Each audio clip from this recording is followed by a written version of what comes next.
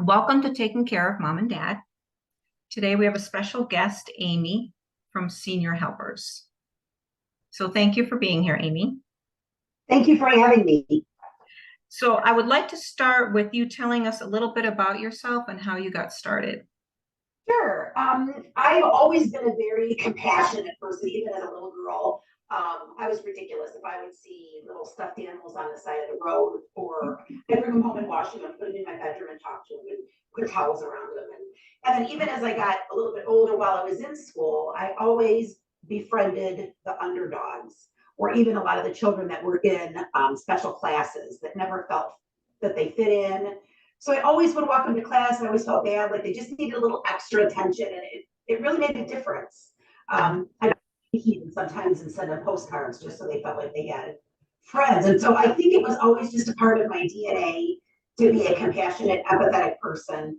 As I got a little bit older, then even the jobs that I had, I always gravitated toward those that needed a little extra help, whether it was a senior or somebody that had a disability. Um, Even now, my husband says when we go to the grocery store, we have 45 minutes to go to the grocery store.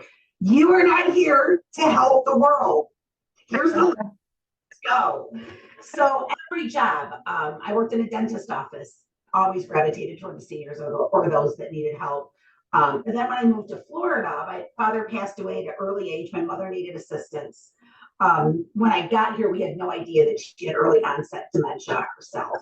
So I was completely lost out of what to do, and tools and strategies that I could have used to assist her. But I did get a really wonderful job at an elder law firm. So working with seniors, I got to learn the ins and outs and the legal things that they need, and how elder law is so completely different than family law or normal estate planning. With elder law, then I met all the wonderful people that work in the world of seniors at networking events. I organized a concert, and it would get 200 some people together, both in Tampa and or FAU in Boca, and ended up being a coordinator for both of those things. So I really got connection with some great referral sources that just led me down the road. I ended up, I'm still a patient advocate for Vitas Hospice. I work for a home health agency, which is called Senior Helpers. And now I own the LLC with my friend Shane and I for Senior Strategies, which is our television radio program, to give, again, assistance to the burned out caregivers that really could use some help. Yeah. Now, I find that, and I'm sure the personality that you have, you're either born into it or not. It's just one of those things. You either are a caregiver and just that type of person. Exactly. You either know how to be a nurturing person, it's part of you, and you can't really train somebody that. I have found that even with caregivers. I do a lot of the onboarding and the interview process. You can tell the ones that are doing it for a paycheck and the ones that are doing it because they really do care. And that's a big difference. You can really tell the difference between the two. You really can't teach somebody that. So I have to say the majority of the jobs that I have with hospice, and I do baby therapies and memory care, a lot of that is unpaid skills, but it is so rewarding to me. It's priceless. Like it just makes me feel so wonderful that I'm making a difference. And it's for you to be able to have that education in different avenues. You're like a one source person. So. That's exactly it. And that is why I even started the Senior Strategies TV program and radio program, because there is no brick wall for me. So when somebody calls and they're panicked, they're in a panic situation. I need assistance with my mom, but she doesn't have a power of attorney. She doesn't have a healthcare surrogate. I've got it. My mom's coming home from rehab. She needs a hospital bed and a wheelchair and a side commode. Got it. We need somebody to come in and make the home wheelchair accessible. I got it. So there isn't a person that I have not met that whatever their needs are, that I can't fulfill those needs. And I think that's been the most success because of, with my TV program. Yeah, and I've watched, I actually binge watched your because I found it so interesting. Well, you have different guests on so that a lot of different questions are answered. So it's not just on one topic. Yes, we Yeah. pair guests. So it'll be like somebody that does placement for an assisted living and somebody that does that is a personal pharmacy that works with assisted livings. So we kind of pair guests that can work together. So it covers a broad spectrum as far as With senior helpers, what kind of services are provided that we can kind of explain to family members? Now, one of the things is in my personal research with senior helpers, there's a lot that you guys provide that actually other companies do not. Right. So see, and then I guess one of the biggest things is senior helpers is an agency, which is completely different than a registry. An agency offers liability insurance, workers' comp, level 2 background check, drug testing, fingerprinting, nurse backup. So they are W-2 employees of ours that they get benefits. They have a 401k, where a registry is not going to, it's not going to offer any of that. We partner with Tipa Snow for all those that know who Tipa Snow is. She's trained us all personally so that when we do an onboarding, I do the 4-hour Tipa Snow GEMS course with each of our caregivers. Again, we have nurse backup for whenever it's needed. We have personal profile, which will go into the home. The nurse goes in to do her assessment, and she will do this entire life profile assessment on the house. Where do they store their medications? Is it close to cleaning supplies? Is the toilet seat too high? Is it too low? Is the mattress too high? Is it too low? Is the front porch step at legal height? Are there a lot of throw rugs on the floor? So not only do we assess the client to make sure that what they're doing with their health, but their entire surroundings are part of it as well. And I appreciate that about senior helpers because you and I are in the field, so we would know exactly what we could walk in and we could know what areas to be able to look at. Whereas a lot of families, they're not into the medical. They don't want to be into the medical. This is the reason they're calling you to be able to do that. And when they do call me, they're usually either in a panic state, like I said, mom's coming home from rehab, or we have one that we're talking to today that she is flying her father home. He's got Parkinson's. He's going to be coming home tonight. They want our caregiver to be waiting so that when he gets there, it's an easy transition for him. So yeah, there's so many things that, that we can do just to make sure everybody's safe, regardless of where they are. Nice. And you provide the 24-hour care, obviously. So right. So if we're in a building, an assisted living community, or even memory care, we provide even 10-minute pop-ins. How are you doing? I want to make sure you got up. Did you eat your breakfast? Did you take your medications? We're in the building. We have what we call floaters that stay within the building. Oh, okay. So from a 10-minute pop-in to 24 hours. If they're in a private home, we don't offer that, of course, because we don't have aides accessible to do that. But we do anything from, again, a couple of hours for a shower visit to 24 hours. Oh, that's interesting because that's really a lot of families worry either whether it be a lot of concerns also are if a family member is in a long-term facility. It's not that the long-term facility doesn't do their job. Obviously, they do their job, but they can't be with mom or dad 24/7. It's just not built that way. So it's nice that you have that. Right. There's only so many levels of care that a building is going to offer. So if they're in a building and we are the preferred home health agency within the building, we definitely offer any of those services. We have a gentleman right now that wants to fly our aide. He wants to take his wife on vacation to California, and there's going to be a wedding there. So they want our aide to go with them. So we'll offer those services so that they can still do what they want. The caregiver is allowed to bring their spouse, or the child is able to bring their parent, and then the aide just goes with them wherever they want to go. Wow. Huh. Yeah. That's really nice. We make it work for whenever. Or here's another thing. We'll have a client that maybe we only do a few hours during the day, but they fell and broke their hip and now they're in rehab. Well, again, rehab and hospital, they're not going to give you 24-hour care. Right. So very often the families then will hire to sit in the hospital with them or to sit in rehab. Extra set of eyes and ears to get water, get their medications, let them know if they're upset or whatever they need. Okay. All right. And what would you say the philosophy is behind the Senior Helpers Company? it is making, we want our seniors not only to be safe and healthy, but we want to make a difference in their life. And when we make a difference in their life, now we've made a difference in their family's life, whether it's a spouse or a child. My goal when I talk to somebody that calls me is to answer questions and be there for the entire family. So you have to get the whole dynamics of the family in it. And you may have kids that don't agree with what, siblings aren't agreeing, or maybe even the gentleman that needs assistance is very resistant to care, and that happens a lot too. So our philosophy is to get into the home and not only make the client happy and healthy, but keep the home in a safe environment so that it saves from trips to the hospital. And if the client's happy, then the family kind of follows suit. Exactly. Mm-hmm. Now, you've been doing this for many, like me, have been doing it for many years. Do you have any stories or something that you would like to share with us? I know you got to pick one. I have so many.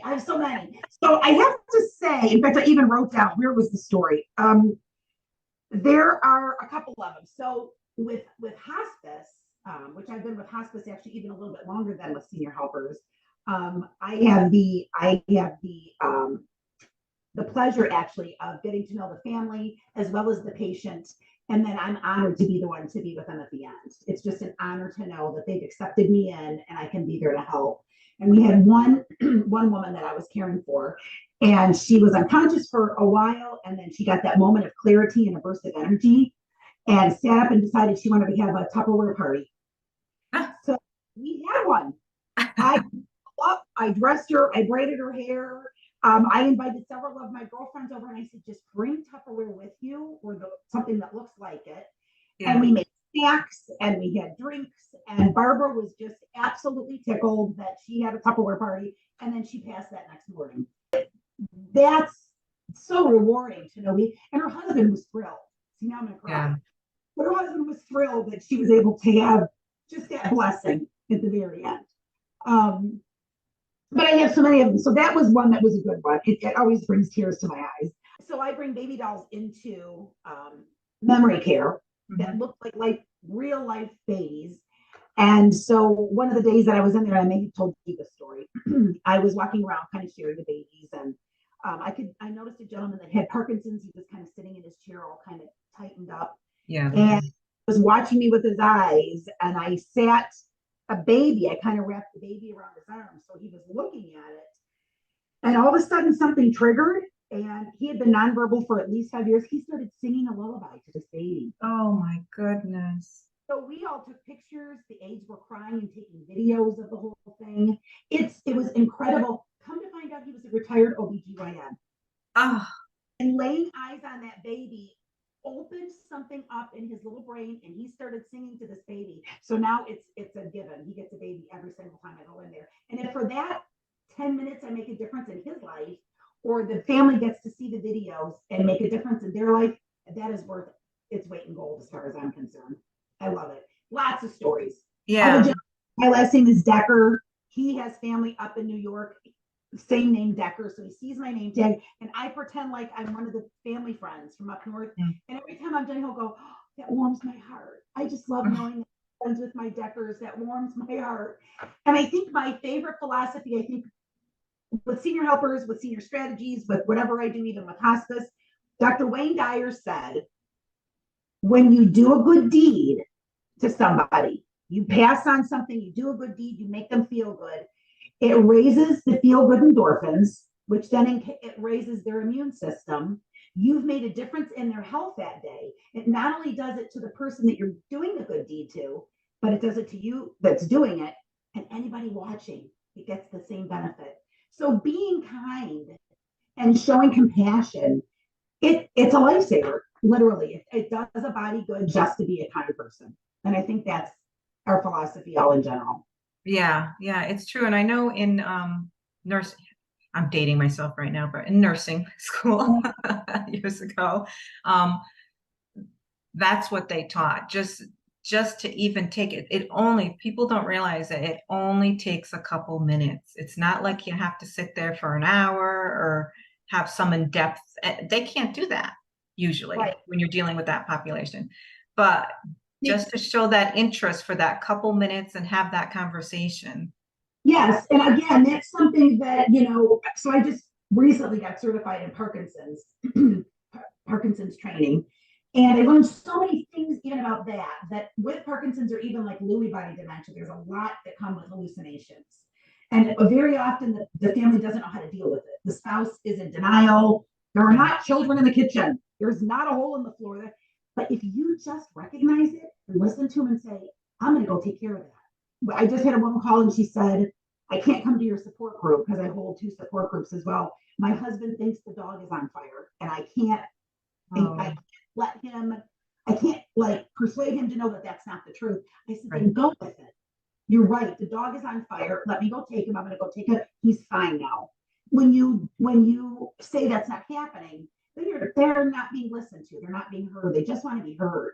And I think that's with anybody, whether you have dementia or not. Anybody wants to be heard and listened to. Right.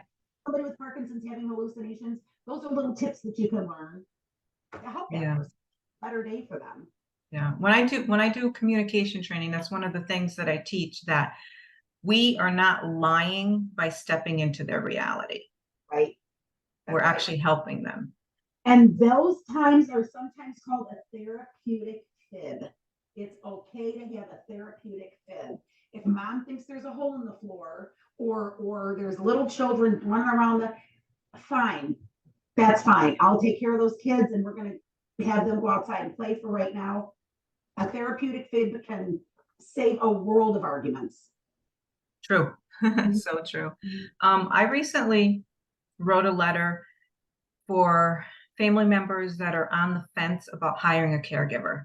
And it's called We Are Not Strangers, because it is a very difficult thing. You're inviting someone into your personal space. Intimate space. Yeah. So what would you say to those who are kind of on the fence, like just they're hesitant, they need the help, but they're very hesitant. Right. And I see that daily. I see it daily. It's whether the wife needs assistance with her husband, but she doesn't want care to come into the home because she doesn't know that person. She doesn't want him washing her dishes. She doesn't want them. So what I tell them is, for those that are resistant, so if it's say a wife with a husband and the kids are saying, we know my mom needs the help. So I'll say to the children, then you tell your mom, this is to help us, mom. This is giving us peace of mind knowing you're having help with dad. You say to the wife, this is to give you the respite break that you need. Very often it's like you have to kiss a lot of frogs to get a prince. And so sometimes we'll send an aide in that we think is going to be perfect, that's been loved by other families, but there's no chemistry there and it's not working. And that's fine. We like to fit the proper aide they want. We want them to become family with them. And like anything else, you have a total stranger walking into your house to care for your husband. Communication's got to be the key. Right. So sometimes they'll walk in and say, oh, well, they walked in and they didn't know what to do. And so I don't want that. Well, did you communicate what you wanted to do? Let them know, hey, this is my husband. Very often I try to go on the initial visit so I can introduce the family and this is what we're going to do. And I'm sort of the buffer. Then it's not such a cold introduction to each other.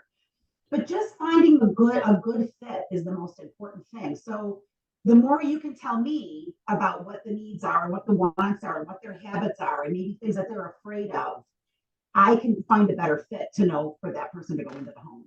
So communication as much as you can. And I find if you let them know up front, it doesn't have to be permanent. Like you said, if there's someone that comes in that just, we all have different personalities. It's just the facts of life. So I know seniors helpers, the other thing is you guys go through that questionnaire that you have, so you're able to fit people perfectly, kind of like matchmaking. Yes, even when we do their onboarding, we'll get their personality. We'll get what their strengths and weaknesses are. So when we put them into our system, we know exactly the person that we can fit them with. This is what they love to do. This is what they enjoy. This is what they really don't. Some don't want to, maybe clean out the kitty litter box, or they have a hard time doing other things. We'll know exactly who to use for that. But again, we might fit the perfect one in there and it's just not working. And it's okay. And a lot of times they'll say, oh, I was embarrassed to call you. I don't want to get her in trouble. You won't. I get it. You're not going to get her in trouble. Let's find somebody else. Yeah. And usually right off the bat, we can usually get a good fit, but sometimes it takes a couple of them, and after a while, they love them. Yeah. And I think sometimes it's not always about, how do you put it? It's not always about the caregiver as it is about the person getting used to the fact that Right. they need the care. Yeah. And I think that's the hardest thing. I know one of the one of the things that I've learned from Tipa Snow, amongst other things, is we're born with a purpose. I can't wait to get my driver's license. I can't wait to get a job. I can't wait to get married. I can't wait to have kids. I can't wait to buy a house. I can't wait to do this, and that. And then as we age, our kids grow up and they leave the home. And now we need somebody to help us with the house. And now we need somebody to help us to remember to take our medications. Now we're not allowed to drive anymore. So they get to a point now, they've lost all those purposes. And so with senior helpers, we like to be able to come into the home and give them a purpose again. And it's even help me fold the laundry. Help me. We had one woman that her favorite thing to do was to empty the silverware all over the counter and put it all back again. And the husband, she's not putting it away, right? And she empties out the linen closet and it doesn't look, who cares? She has a purpose that day. She got up in the morning and thought, I'm going to redo the linen closet, the Tupperware, and all the silverware. And it was a mess, but she had a purpose and it made her feel good. Yeah. So whatever that is, our purpose with senior helpers is to make a difference in their life so they feel like they've got something that they're doing because they've already lost so many things. Sums it up to be able to give them that purpose to be able to have, because each day is different for them. So if you're able to hand that to them, then they're able to go throughout the day and feel accomplished at whatever it is they're doing. And we give them all sorts of other things that they can do. We've got little exercises that we've taught our caregivers of what they can do with them. And depending on the time of the day, as you get closer to dinner time, you might get somebody that's falling into a sundowning situation. Mm-hmm. That's completely different. Now we have to, put on some music and shut the drapes so they don't see, or the blinds, they don't see that it's getting dark outside. It's like a whole nother challenge. But all of our caregivers are trained in what to do if they feel that that's about the time of day that sundowning is setting in. So it's every day is a challenge. Yeah. Mm-hmm. Yeah, that's the way. And I think that's with life anyways, but in general.